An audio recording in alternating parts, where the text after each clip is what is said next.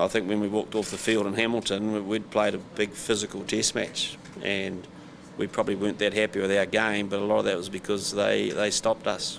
So it's a big challenge.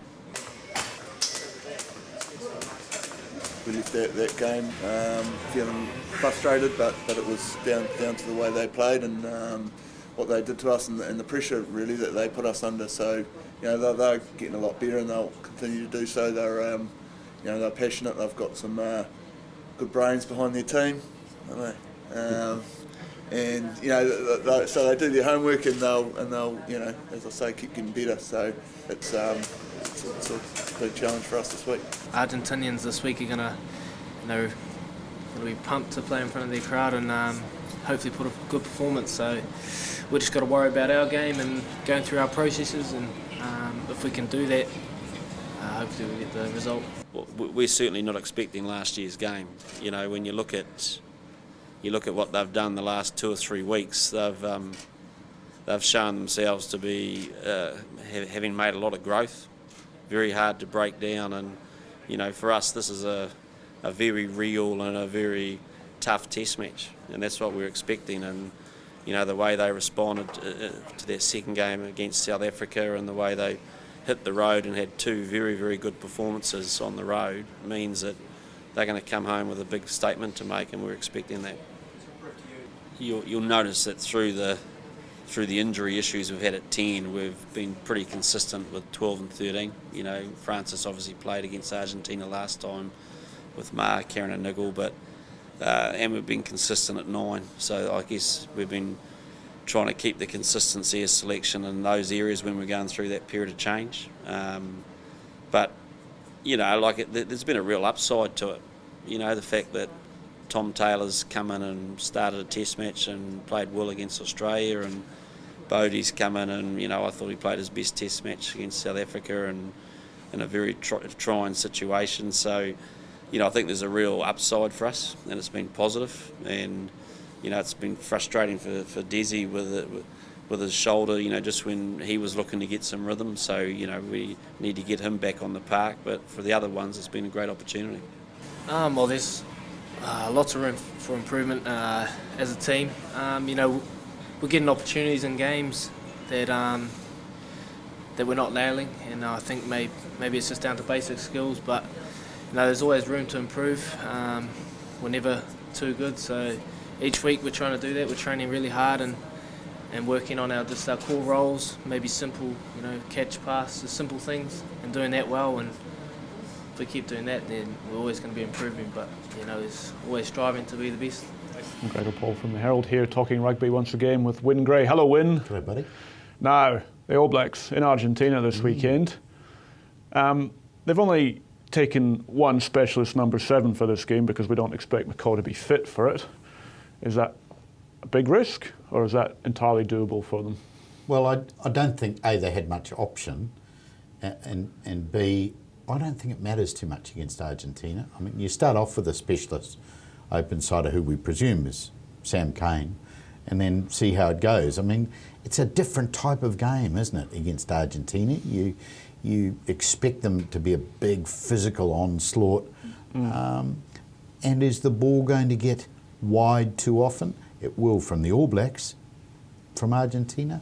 Unlikely. So I don't think it matters too much in this case, and I think they're probably thinking ahead a little bit to South Africa for the week after. In what sense do you think? Well, they're pondering about what style of game they're going to play in South Africa. I mean, do they use Kane and Messam in tandem on the open side this week and then bring Luatua on as a blindside replacement? That sort of thing. Don't they have to think about the contingencies if Richie's not available for the test in South Africa? Are you thinking he will be ready? I think he'll be ready.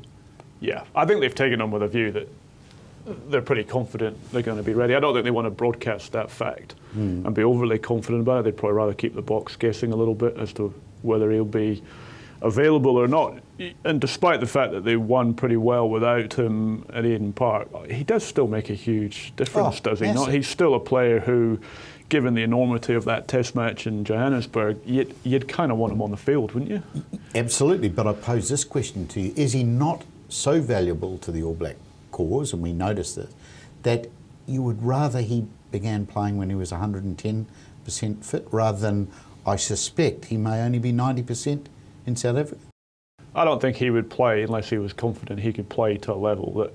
He hasn't had a bad Test match in, 120? He's not the kind of guy that really risks himself at times where he doesn't feel he can still perform. I know he played through the World Cup with a broken foot, but he played well enough that no one really knew that he had a broken foot. That's what he does. He still gets through it. If he's not certain about what he's able to do, I think he'd just tell the coaches, no, I don't think I can contribute. Yeah, I guess you've got to take that viewpoint that he's so experienced now as a player that he has gone past the bit where he thinks, I've got a damaged leg or whatever, but I want to play. He's gone past that Way stage. Past it. He's not a Sam Cane anymore that I'll play and run over broken glass to get my next jersey.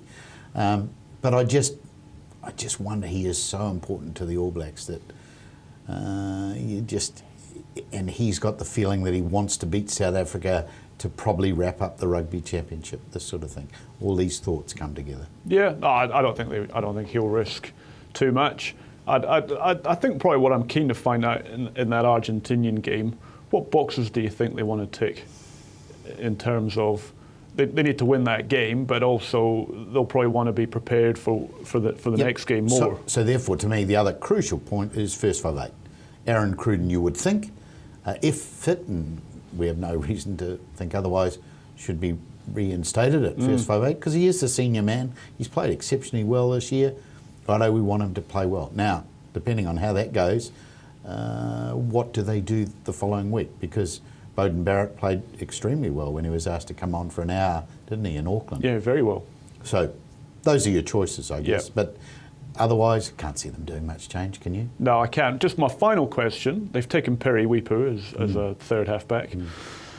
I thought the All Blacks put the South Africans under a lot of pressure with their kicking game at Eden Park. Probably got missed a little bit. That they did very well in that aspect. Now, Perry's a very good kicker, both goal kicker and out of hand. Would you be tempted to put him on the bench for that South African game?